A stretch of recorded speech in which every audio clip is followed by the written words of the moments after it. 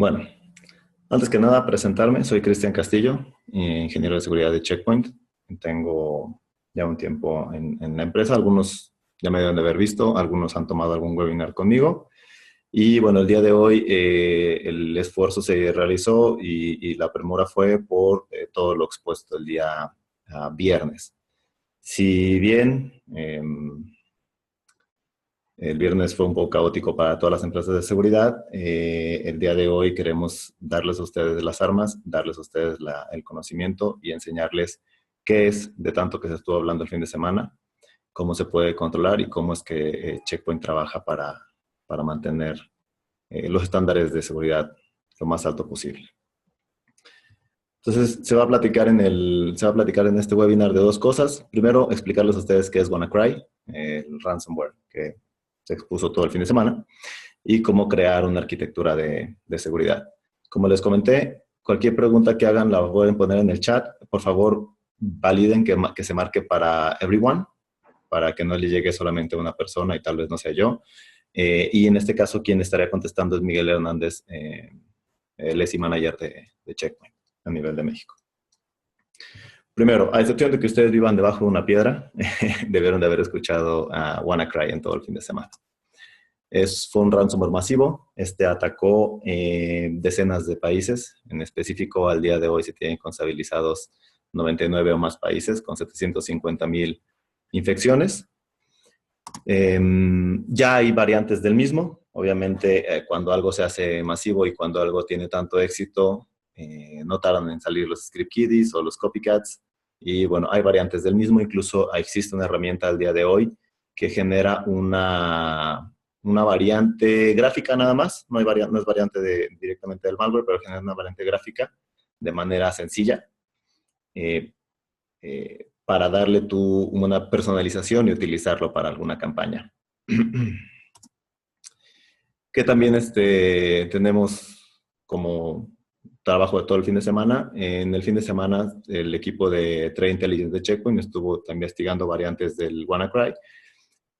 Contiene un kill switch. Esto significa algún método para evitar la propagación, ¿va? Dado que es un malware bastante fácil de perder el control, comúnmente los desarrolladores le meterían un código de este tipo para evitar que el malware tuviera una propagación no controlada. En este caso, lo que hicieron fue, el malware cuando se ejecuta va y busca una URL. Una vez que encuentra la URL, detiene su distribución. El día de hoy, Check Point encontró uno de los dominios a los que se está buscando. Dimos de alta el URL y creamos un sinkhole. Aquí en la imagen se puede ver el no kill switch. Obviamente es aleatorio.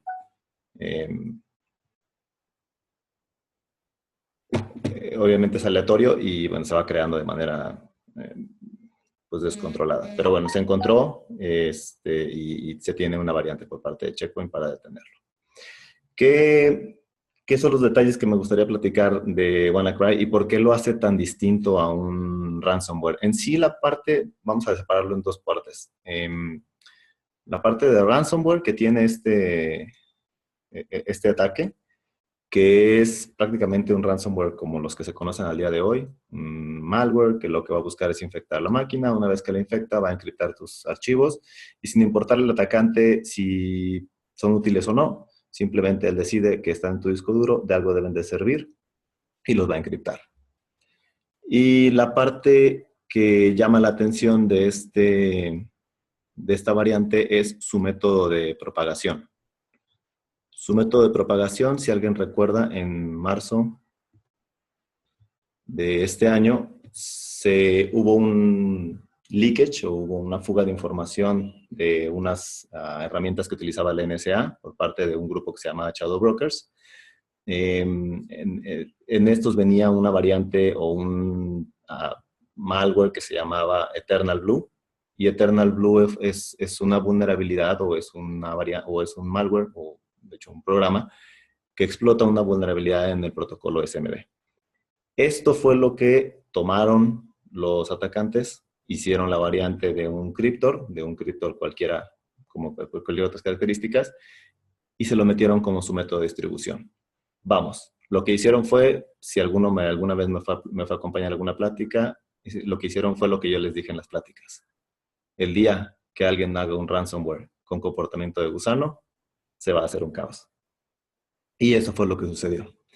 Entonces, lo que lo hace también difícil de identificar es que no existe una sola campaña. Hay varias campañas de distribución del malware, lo cual complica un poco identificar los vectores de ataque. ¿Sí?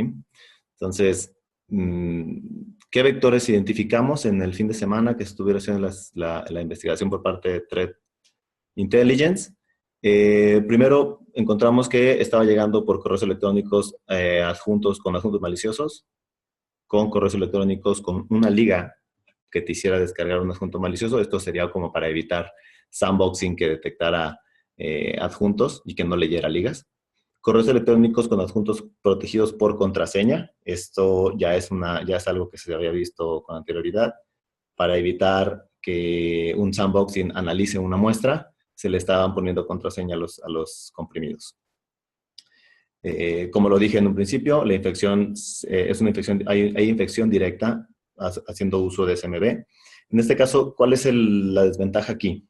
Bueno, si su red no tiene al día de hoy los parches que Microsoft liberó en marzo, y es una red plana,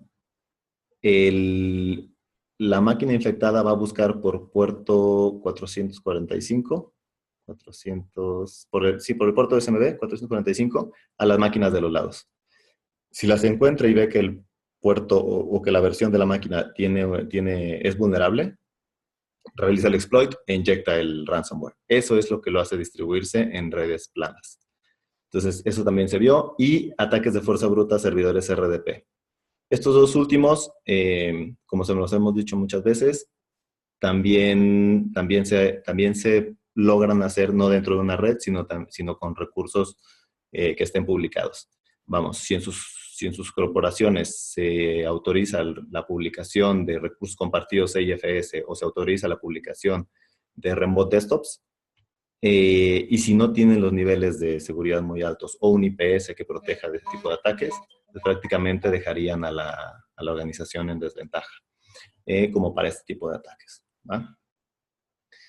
Ya nos están ahorita reportando que no se pueden meter más de 200. El webinar hasta ahí no lo permitió, pero por eso está siendo grabado. Si alguien le está reportando, se les va a mandar la grabación de todos modos. ¿Va? ¿Qué aprendemos de estas brechas que vemos? Vamos, no es una brecha distinta a cualquier otra. Simplemente el método de propagación es más masivo, pero al final de cuentas sigue siendo un ataque de ransomware, ¿no? Entonces, ¿qué nos deja como enseñanza? Primero, que existen vulnerabilidades de seguridad en las empresas que no están siendo parchadas con tiempo, ¿sí? Este es un ataque que se propagó con tal rapidez porque no se hizo caso a algo que en marzo se liberó. Vamos, es como decir que todo el mundo sabemos que comer sanamente y hacer ejercicio es lo mejor, pero no siempre lo hacemos, ¿no? Existe debilidad operacional, tal vez no se hizo por cuestiones de no se tiene el personal completo, no se tiene el tiempo para hacer las pruebas y saber si este parche va a dejar de hacer funcionar mi RP o mi CRM, y tal vez existe una debilidad operacional. También sabemos o nos enseña que existen patrones comunes de ataque. Seguimos viendo como principal vector de amenaza correos electrónicos con un adjunto. Ya sea un adjunto comprimido con contraseña, ya sea una liga para que el usuario lo descargue, pero seguimos viendo como principal punto de amenaza unas campañas de spam, ¿sí? Y bueno, obviamente las amenazas o las brechas o los errores nos enseñan a tener pasos preventivos. ¿Vale? En este caso, de lo que vamos a hablar es de eso, de qué pasos podemos tener para prevenir un siguiente ataque masivo. Como bien sabemos, los mejores productos de seguridad no son suficientes por sí mismos, hay que echarles una mano, hay que saber cómo arquitectarlos, hay que saber cómo ponerlos, no por el hecho de nosotros decir, tenemos un firewall en frontera y bueno, pues ya hice el gasto en algo que dice firewall, significaría que ya no tenemos ningún ningún tipo de amenazas. Todavía nos hace falta ver cuáles son los vectores de entrada, todavía nos hace falta ver cuáles son los puntos de inflexión. Entonces, nosotros lo minimizamos a 5 pasos, o yo más o menos estuve pensando en 5 pasos. Son los 5 pasos que a mi gusto los ayudarían a ustedes a armar una seguridad lo suficientemente robusta. Vamos, no existe el 100% de seguridad, pero sí existe una manera de crear una arquitectura robusta. La arquitectura robusta normalmente se va a basar en capas y esto es lo que queremos detallar. Entonces, el primer paso que yo les diría que deben de hacer es evaluar. Tienen que evaluar su ambiente, tienen que evaluar qué vulnerabilidades tienen que identificar dónde las están exponiendo ustedes, tienen que identificar dónde hay que echarle foco. En este caso, ¿cómo lo podemos hacer? ¿O qué sería evaluar la seguridad? Como les dije, lo primero que tenemos que saber es qué ingres y qué egres hay. ¿Qué puertos estoy dejando salir?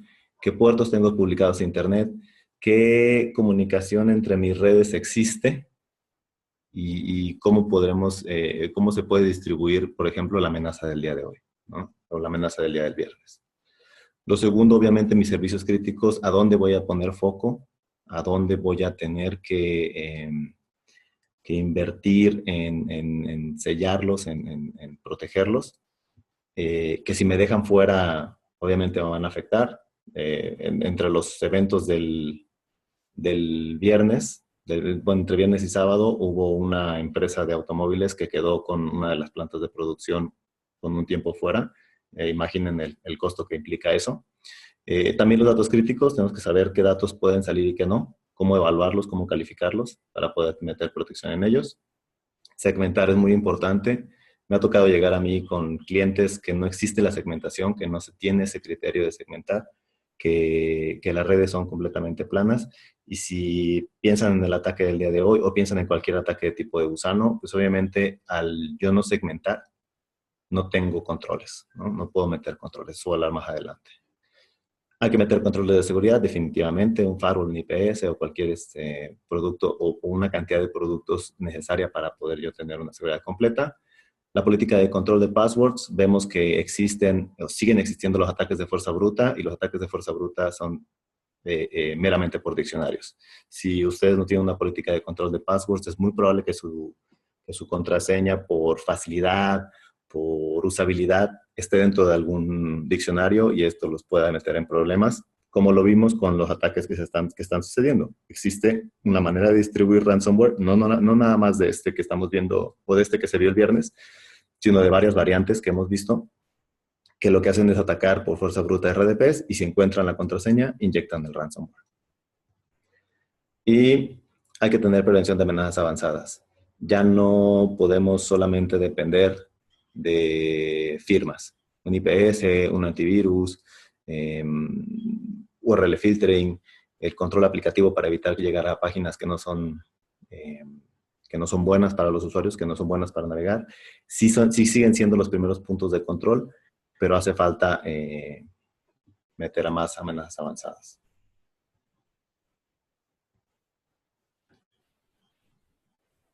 ¿Sí? ¿Qué pasó? El paso 2, como les comenté, segmentar la red para prevenir y contener infecciones. Si alguno, por ejemplo, no tuviera el concepto bien definido de segmentar la red, es simplemente evitar una red plana. Como lo vemos en el dibujo, vemos que una red plana se compone de un mismo dominio de colisión con switches interconectados, lo cual permitiría que todas las máquinas se comunicaran con todas sin pasar por puntos de control, más que los que las máquinas pudieran tener per se, ¿sí? Cuando ustedes segmentan, entonces definen áreas operativas que van a estar, con controles distintos y las pueden hacer pasar por un punto de control. En este caso, pudieras tú segmentar una red y hacer pasar los dominios de colisión por un perimetral. Entonces, para pasar de tu LAN a tu data center, pasarías por un perimetral y el perimetral podría meter controles de seguridad, ¿sí? Tanto puertos cerrados como puertos abiertos y de ahí empezar a meter análisis. Filtrados de paquetes por análisis, algún IPS, antivirus, antibot, True Emulation, Sandboxing, lo que quieran meter ustedes para empezar a meter seguridad. Pero aquí lo que requieren es segmentar una red para poderlos llevar u orillar a ir a puntos de control. ¿Sí? Como paso 3, hay que implementar controles de seguridad contra los APTs. ¿Qué son los APTs? Si alguno no tiene el conocimiento, si alguno tiene todavía está empapado de ese término, son las amenazas persistentes avanzadas. Básicamente es lo que ya no sería un virus, sino es algo que puede ser polimórfico, es algo que puede variar de un momento a otro, es algo que tomando en cuenta lo de WannaCry, es algo que se distribuye de distintas formas, que la variante fue nueva, que su método de propagación no se había visto antes. Entonces, eso es una amenaza persistente avanzada. Es algo que se hizo tal vez enfocado a hacer daño, como alguna herramienta no lo podría encontrar. Pero existen herramientas para controlarlos. ¿Cómo se arma esto? Lo primero que tenemos que hacer es detener o hacer etapas de un ataque, ¿sí? Si yo me voy, por ejemplo, a querer ayudar a algún usuario a hacer el diseño de su red, lo primero que voy a hacer es explicarle qué etapas lleva un ataque. Y siempre son exactamente las mismas. Siempre son 7 pasos los que va a llevar un ataque. No varían, no varían estos tal vez de forma sí, o de métodos sí, pero no varían en la cadena, en las etapas. Si les digo yo de tener ataques en cada etapa, pues tendría que explicarles entonces de qué se compone o de qué etapa se compone un ataque. Para esto voy a hacer uso de un término acuñado por Lockheed Martin, una empresa de seguridad también, el cual se llama The Cyber Kill Chain. The Cyber Kill Chain nos dicta que un ataque se lleva a cabo en 7 etapas, entre las cuales está el reconocimiento, que sería el atacante buscando vulnerabilidades que pueda explotar en su red. En este caso, supongamos el ataque de fuerza bruta. Vemos que tienes un RDP abierto, vamos a lanzar un ataque de fuerza bruta. La armamentización. La armamentización es simplemente elegirlo. Esto ustedes no lo ven, es simplemente ellos eligen qué utilizar. En este caso, vamos a utilizar un ransomware. ¿Sí? Vamos a utilizar un ransomware que se distribuye con un ataque de Eternal Blue. El delivery, ¿cómo lo voy a hacer llegar? ¿Qué vectores de ataque voy a utilizar? En este caso, vimos que este ataque en su mayoría utilizó correos electrónicos. Correos electrónicos, y estuvo haciendo campañas de spam, y bueno, cayó uno, cayó otro, y el método de distribución internamente, que ya sería la explotación, el número 4, fue masivo con un comportamiento de gusano. Entonces aquí, si se fijan, platicando cómo funcionó el ataque, sí vamos en cada uno de los pasos, y sí estamos siguiendo todos los pasos hasta llegar al último, que sería la acción en objetivos, que es, pues en este caso, cifrar la información y pedir un rescate de la misma. ¿Va? Entonces, ¿cómo podemos identificar qué poner en cada etapa? Lo primero es pensar como ellos. La etapa 1, cómo el atacante va a intentar ver qué vulnerabilidad existe en tu red. Entonces, ¿qué existe para esto? Algo que se llama IPS, ¿no? Un IPS es un virtual patching. Por ejemplo, si ustedes estuvieran detrás de un IPS de Checkpoint publicado un RDP o tal vez un CIFS, nosotros desde el 14 de marzo, el día que se explicó la vulnerabilidad de Microsoft, pusimos una firma en el IPS para que si viéramos que alguien está intentando atacar con Eternal Blue alguna máquina que ustedes publicaran o alguna máquina que esté dentro de su red pero en otro segmento, a través de Eternal Blue lo detendríamos con el IPS. Si alguien intenta hacer un ataque de fuerza bruta al Remote Desktop Protocol, algún servidor que ustedes tengan publicado, también entonces entra el IPS de Checkpoint con las firmas que tiene. Entonces aquí, por ejemplo, la etapa número 1, nosotros la podemos englobar en que para evitar que las vulnerabilidades sean expuestas, tenemos el IPS de Checkpoint enfrente y las firmas actualizadas. Otra vez vamos a depender de firmas. Entonces son ataques ya conocidos, pero obviamente lo que está buscando los atacantes son vulnerabilidades ya conocidas. ¿Sí? Lo segundo es el criminal una vez que encuentra el ataque. En este caso, por ejemplo, tal vez encontró que eras susceptible a Eternal Blue, no tenías IPS, se escribe un código para explotar la vulnerabilidad. Este código lo escriben y debe llevar identificadores de compromiso que nos digan a nosotros que esto es un malware.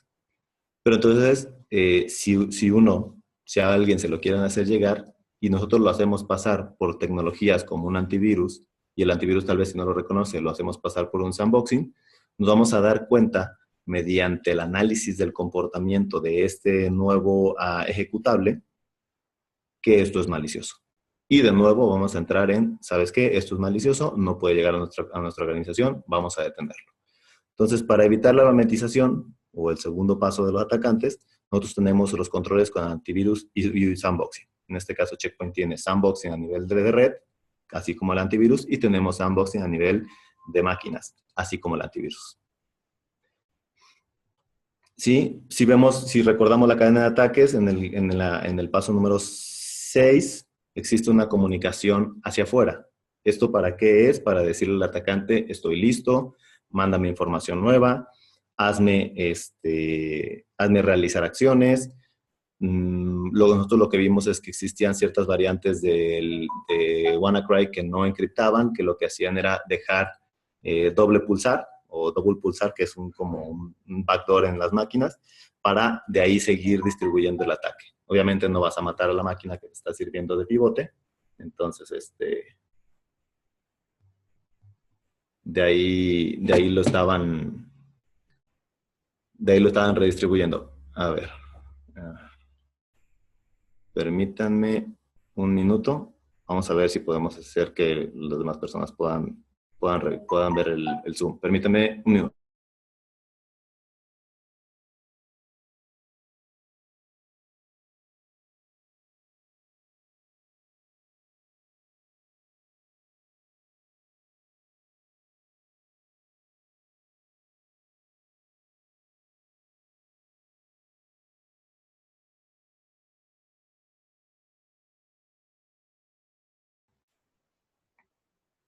Ya, una disculpa, seguimos. Entonces, ¿qué tenemos ahí? Existe la segmentación. Obviamente evitamos que el malware se comunique ya sea por puertos que tenemos cerrados o, en este caso, con las máquinas laterales. Tenemos el IPS para evitar sí, Ricardo, yo cerré el audio un momento, pero ya me deben de escuchar otra vez. Evitamos con la segmentación, evitamos la propagación, con el IPS evitamos ataques laterales, con el antivirus de nuevo tienes que hacer llegar el payload, entonces el payload se va a encontrar en una firma y vamos a evitar que ésta llegue. Y tenemos una solución dentro de Checkpoint que se llama Antibot. Antibot lo que va a hacer es no cortar la comunicación completa de la máquina para no dejarla fuera y no dejarla sin trabajar, pero sí eliminar la comunicación con el atacante. ¿Va? Si seguimos con los pasos, aquí vamos armando ciertas etapas. Ya tenemos una etapa que es el IPS, tenemos otras etapas que es el sandboxing, pasando el IPS y que las vulnerabilidades no sean encontradas. Y tenemos una etapa nueva que va a evitar la distribución. Pero, ¿qué tenemos después de esto? Que el malware intenta distribuirse. De nuevo, la segmentación, IPS, antibot y Sambla Agent. En este caso, Sambla Agent lo voy a tocar más a detalle ahorita adelante. Pero en este caso tenemos también segmentación IPS, antibot tools, ya las expliqué, las tenemos a nivel networking, a nivel perimetral, pues, o a nivel máquina. ¿Sí? ¿Y qué pasa si, bueno, lograron hacerme llegar el ataque, no tuvimos ninguna medida de control, tal vez es lo suficientemente evasivo como para no encontrar o encontrarse camino entre todos mis sistemas de seguridad, o tal vez yo fallé en alguna regla? Entonces, tenemos soluciones o tenemos que actuar en el post-compromiso, ¿sí? En este caso, vamos a evitar que el ataque exfiltre datos. Vamos a evitar que el ataque haga una expulsión de los datos de mi máquina, se los envía al atacante. O en este caso, aquí no está escrito, pero tenemos soluciones post-apocalípticas, quisiéramos decirles, para recuperarnos de un ransomware. Checkpoint tiene una solución en específico que se llama anti-ransomware para recuperarte. En caso de que haya sido lo suficientemente evasivo como para llegar hasta la máquina, hasta las máquinas que tienes en tus premisas cubiertas por tus capas de protección o por toda tu arquitectura, recuperarla después del ataque. ¿Sí? En este caso, vemos que existen muchos productos, vemos que hay muchas capas, vemos, pues sí, se ve bien, ¿no? O sea, hay que meter capas, capas, capas, hay que entender el ataque, para eso sirven estas pláticas, para entenderlo, pero ¿qué pasa si esto lo distribuimos? Tenemos a un área de nuestra corporación revisando unas cosas, tenemos otra área de la corporación validando el IPS, tenemos otra de la corporación decidiendo a qué URL se van a poder ingresar y cada quien está viendo por su cuenta. La administración no se habla, la administración no se correlaciona, los logs no se entienden. Eh, Simple y sencillamente esto lo distribuimos en varios sistemas. ¿Y qué sucede? Bueno, pues volvemos unos pasos atrás a hacerlo costoso e ineficiente. ¿Sí? Si nosotros intentamos hacer nuestra arquitectura completa, pero a cada cosa le pusimos un sistema por aparte, vamos a llegar a ver escenarios que me ha tocado a mí ir a revisar con algunos clientes, en los que, ¿sabes qué? Era tan intrusivo, tan restrictivo, no lo entendíamos, no se hablaba con mi otra solución que pues decidí quitarle la protección, ¿no? Entonces, en este caso, Checkpoint lo que les ayuda o lo que les pide es que el acercamiento correcto sería consolidar todo esto, ¿sí? Checkpoint tiene soluciones que van desde el perímetro hasta un celular, todas hablándose en una sola lengua, todas administrándose detrás de una sola consola, eh, todas obviamente adecuadas a una labor empresarial y pudiendo definir qué tareas lleva cada quien. O sea, de todos modos existen las áreas aparte, existen las áreas independientes, porque así debe de ser, pero todos van y hablan a la misma herramienta. Por ende, el CISO, el de recursos humanos, el CDO, todos saben de qué está tratando las estrategias y las políticas de seguridad y todos entienden cómo deben de funcionar. Hasta aquí, bueno, pues el chiste es explicarles cómo se arma una solución por etapas o cómo se arma una solución en capas o escalonada. Y me toca hablarles de qué pasa cuando se hablan todas las soluciones. En este caso, veamos en esta gráfica un timeline de un ataque, cómo se logró identificar en los del día viernes, dentro de una organización que tiene soluciones de Checkpoint, ¿no? Entonces, en este caso, vemos que el ataque llega en un PDF con un adjunto de correo a la organización. Es un correo electrónico que trae un adjunto. Checkpoint tiene, o esta organización tiene de Checkpoint una solución que se llama SandBlast en MTA. MTA significaría que sus correos electrónicos van a pasar por la solución de sandboxing. Una vez que sea analizada, se le entrega al servidor de correos. En este caso, una vez que sucedió este paso por el sandboxing, se reconoció que el PDF era malware de día cero. El sandboxing lo pudo explotar y definir que el comportamiento era de un malware. Se encontró una dirección de comunicación con un Command and Center remoto. En este caso, se validó que el PDF generaba una comunicación de botnet. Y este indicador de la botnet se expuso y se compartió con ThreatCloud. ThreatCloud es la nube de Checkpoint con la que están comunicadas todas las soluciones de Checkpoint para saber firmas nuevas, ataques nuevos y entender y hablarse entre ellos. Entonces, a las 11:30 sucedió esto, llegó el correo, se crea el indicador de compromiso. A las 11:32 empiezan ataques de fuerza bruta a un Remote Desktop Protocol publicado. En este caso, la consola de correlación de eventos muestra y nos dice se está empezando a disparar una firma de IPS por ataques de fuerza bruta. Con esto contenemos la distribución. Después de esto llega alguien con su móvil detrás también de Checkpoint. Él intenta acceder al sitio web a un sitio web de dispositivo móvil, pero este ya es bloqueado por los indicadores de compromiso expuestos anteriormente. Sabemos que este usuario quiso ingresar a uno de los sitios que ya tienen el intento de seguir distribuyendo el malware. Entonces lo contenemos y evitamos que llegue. Pero después de todo esto, resulta que una máquina sí es infectada. De alguna manera se lograron burlar todas las etapas, tal vez traían una USB, tal vez lo descargó desde otro lado, de alguna manera lo hizo llegar. Y en este caso, ¿qué es lo que entró aquí? Una solución que se llama Sambla Science. El identificador, el Sambla Science tiene un módulo de forencia. La forencia identificó el ataque, comenzó a hacer la ejecución de aislamiento de la máquina por las políticas de la empresa. La máquina presentó a los logs un comportamiento de estar siendo atacada. Esta se aisló, se cerraron los puertos de esta misma y empezó un proceso de recuperación de los archivos. Si no queda claro el proceso de recuperación de los archivos, para eso mismo se realizó un video. En este caso, sí, por favor, póngale mucha atención. Lo voy a explicar cómo se lleva a cabo. Nada más déjenme, ok. Lo que vamos a ver en el video es, tenemos una máquina. La máquina está protegida por Sambla Science.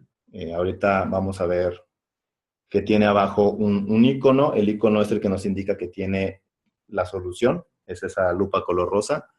La lupa color rosa nos indica que está siendo monitoreada por Forensia todo el tiempo. Aquí se están colectando de los sensores el comportamiento de la misma. Tenemos un ejecutable. El ejecutable se hace pasar por un Excel. Esto es muy normal, es muy común. Es la manera de engañar a los usuarios que no son tan hábiles y obviamente, bueno, ellos van a pensar que les llegó un Excel con estados de cuenta o algo por el estilo y simplemente lo van a abrir pensando que es algo útil. En este caso, abrimos el WannaCry. Si se fijan, de manera inmediata comienza a encriptarnos todos los archivos. Algunos de los datos se quedan como un dropper, algunos cambian y se quedan ahí mismo en la máquina. Y la solución de Sambla Science nos dice, ¿sabes qué? Estás teniendo un problema de ataque de ransomware. Permíteme, vamos a aislar la máquina. Ya pusimos en cuarentena la infección. Ya pudimos contener y sabemos qué es lo que estaba atacándote. Contuvimos todos los procesos, pero tenemos aquí 37 archivos que te podemos recuperar, que te podemos regresar, porque vimos que el comportamiento del ataque fue de un ransomware. Nosotros simplemente le damos a dar restaurar archivos y listo. Nos limpia de nuevo la máquina, nos regresa los archivos ya sin encriptar y nos manda un reporte de lo que sucedió. Que, vamos, la seguridad sin visibilidad no es útil. Entonces, después de haber generado esa recuperación de archivos, se genera un reporte de forencia que le llega al usuario, que le llega al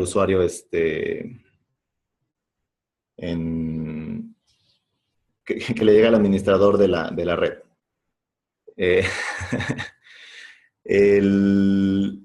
Este análisis forense lo que va a decirle al administrador de la red es cómo entró, o sea, cuál fue el proceso de ingreso de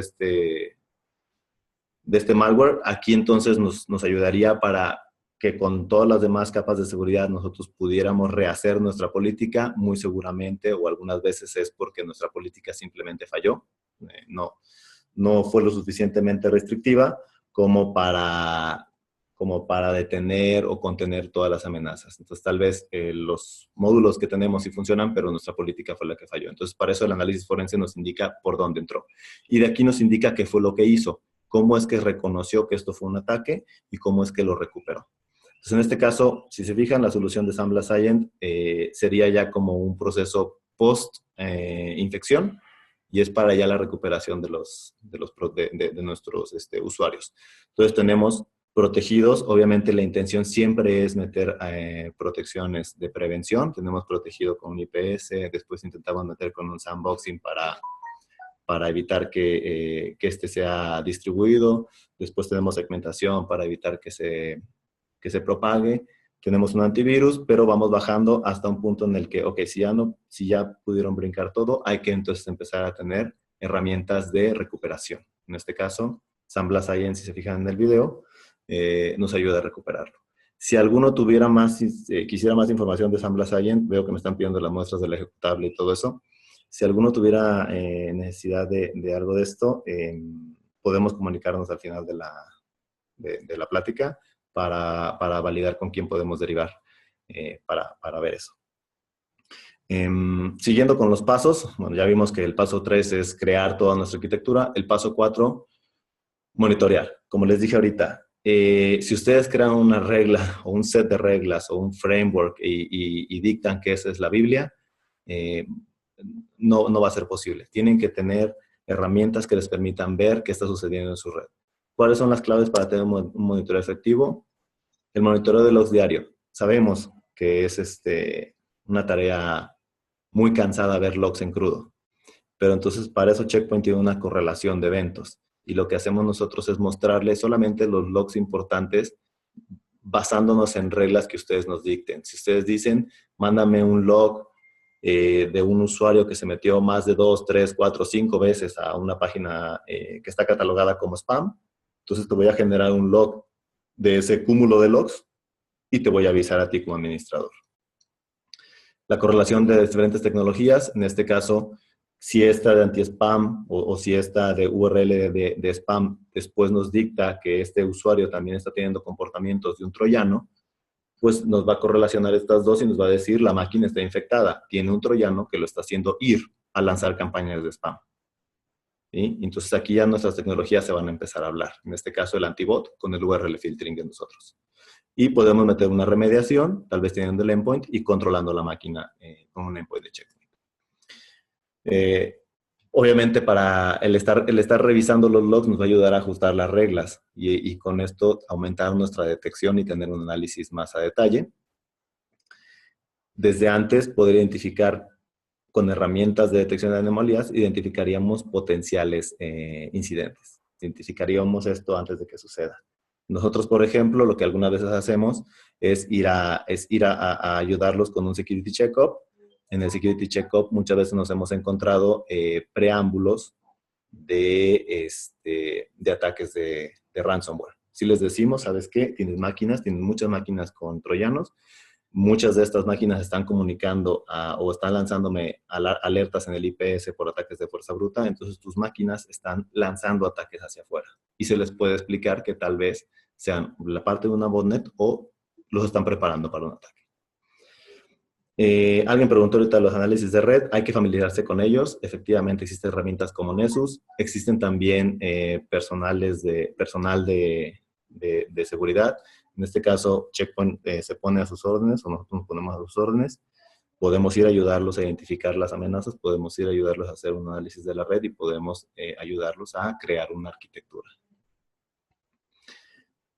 Bueno, básicamente es eso, la visibilidad para asistir con análisis de expertos.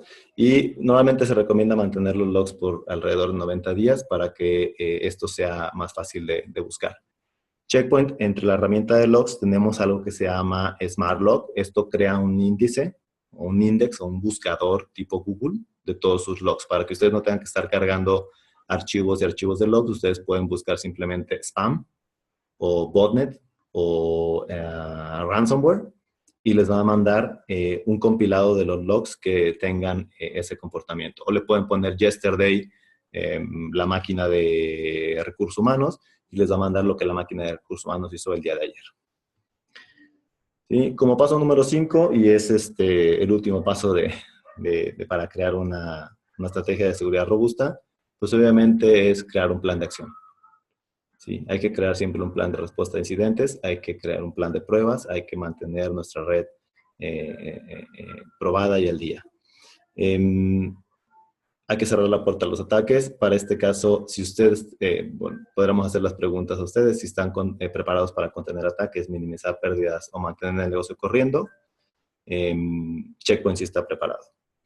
¿Sí? Nosotros tenemos un departamento que se llama Incident Response Team. Ellos siempre están en toda la disposición de ayudar. De hecho, es parte del equipo de Threat Intelligence. Está de la mano con Incident Response Team. Ellos se dieron cuenta de algunos de los ataques que sucedieron el día viernes y estuvieron apoyando a los usuarios a ayudar a crear reglas en ese momento, a contener el ataque, a decirles qué hacer, cómo evitar que se siguiera distribuyendo. Y entonces tenemos un departamento dentro de Checkpoint que está en toda la disposición y su única tarea es, si ustedes tienen un problema, ayudarlos a evitar que el problema se haga más grande, ayudarlos a minimizar las pérdidas, ayudarlos a contener este ataque y a mantener su negocio corriendo. Para los que quieran apuntarlo, el número telefónico de Incident Response Teams es el 1866-923-0907. Es un hotline de Estados Unidos. Para los que no sepan, ustedes pueden marcar los números 800 por Skype de Estados Unidos y son completamente gratuitos.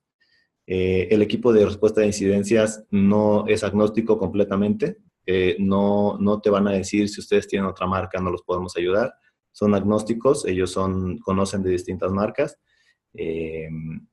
Entonces, si ustedes les marcan y les dicen tengo un ataque de negación de servicio, les van a ayudar a resolverlo. Me pregunta Miguel Ángel si tenemos soporte en español. Incident Response Team es un departamento que es completamente en inglés. Soporte de Checkpoint sí hay en español.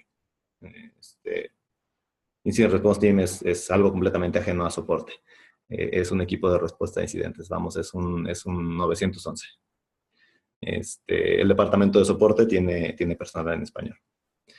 Entonces, pues básicamente era lo que les queríamos decir. Queríamos abrirles los ojos, queríamos decirles qué fue lo que sucedió el viernes. Tuvimos muchas llamadas de varios clientes el mismo día viernes. Incluso yo tuve llamadas todavía el día domingo para apoyar a algunos.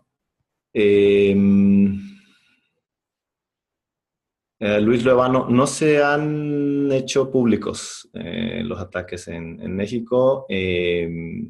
Los sinkholes de los kill switch, de las URLs que se hicieron para evitar que el ataque se siguiera expandiendo, sí están teniendo hits de direcciones IP que están alojadas en México. Entonces, no hay un caso que se haya hecho público, pero sí hay registros de casos en México. En este caso, sí, les podemos mandar la grabación. En este caso, pues ahora sí quedamos a sus órdenes. No sé si tengan ustedes alguna duda, algo que no haya quedado claro. Fue algo de premura para explicarles rápido. La intención era que ustedes entendieran cómo estaba funcionando esto y qué hacer para armar una estrategia y evitar y otros ataques. Vamos, la herramienta de anti-ransomware, el video que les mostramos, no es una herramienta que se hizo para este ransomware, tiene ya mucho tiempo en Checkpoint funcionando. Es anti-ransomware, no está enfocada solamente a este ransomware, es anti-ransomware y es para cualquier ransomware que existe. R del Ángel, ¿de dónde descargamos SandBlast? Puedes darnos tus datos de contacto y nos ponemos en comunicación contigo para explicarte cómo funcionaría esa solución. Entonces, no sé si tienen alguna duda.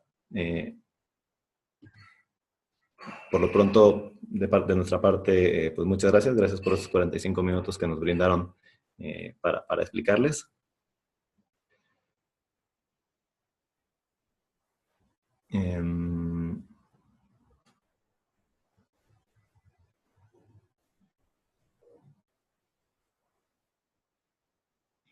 El webinar sí se va a mandar. Mi ccastil@checkpoint.com es mi dato, bueno, mi correo electrónico. Si me mandan ahí los datos de contacto y de las dudas que tengan, bueno, pues les vamos a ir echando la mano.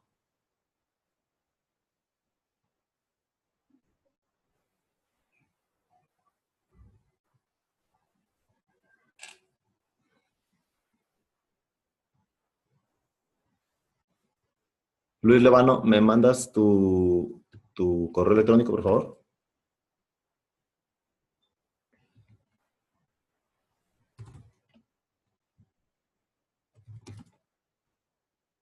R del Ángel, sí, ya apunté el tuyo, muchas gracias.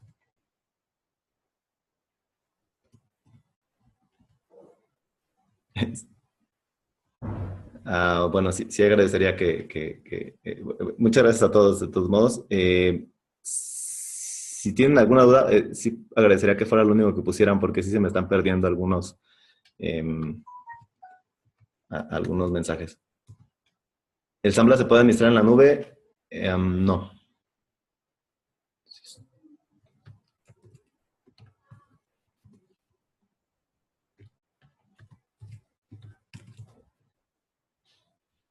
¿El Sambla Cyan reemplaza el antivirus tradicional? No. Siempre se recomienda tener un antivirus como primera etapa, como primera capa de protección, pero sí dentro de nuestra solución de endpoint existe un antivirus. Entonces, el mismo agente tiene un antivirus que se puede utilizar para no tener que utilizar distintos agentes.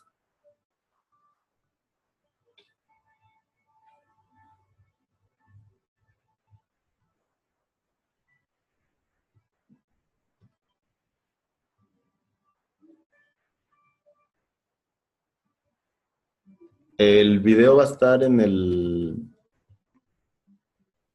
Ok.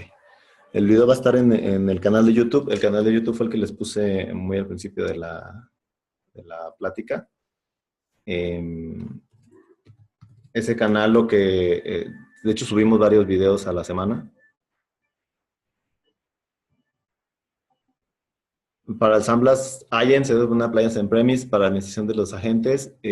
Puede ser en premise, puede ser en nube, pero sí requieres la administración de los agentes a partir de un servidor de nosotros.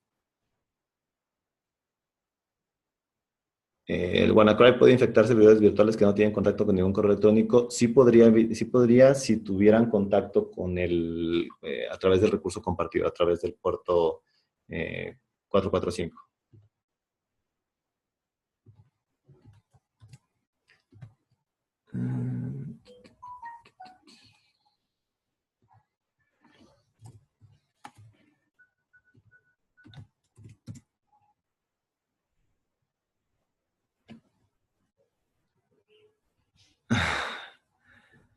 Eh,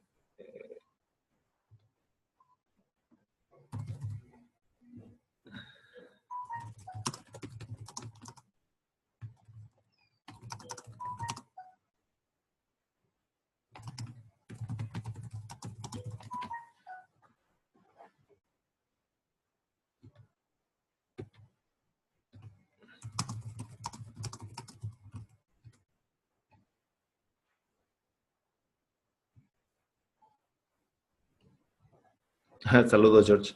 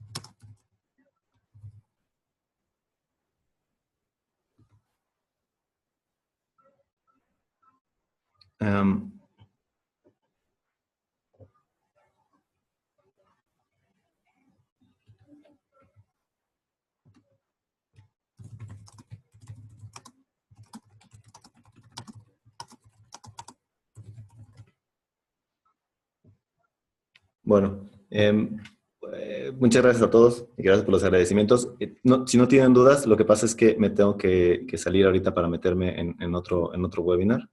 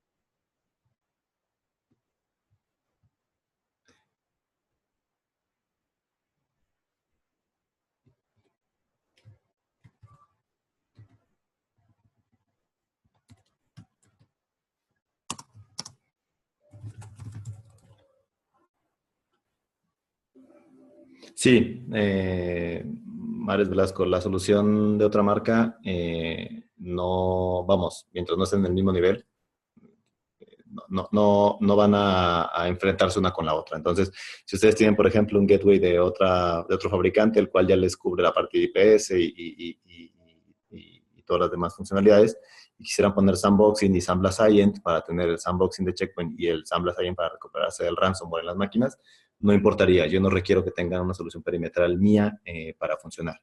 Se recomienda que sea una sola, por lo que comentamos al final, que sea, que pueda hablar y que conviva con las demás para que todo lo tengas que administrar de un solo punto y no tengas que estar cambiándote de, cambiándote de consolas.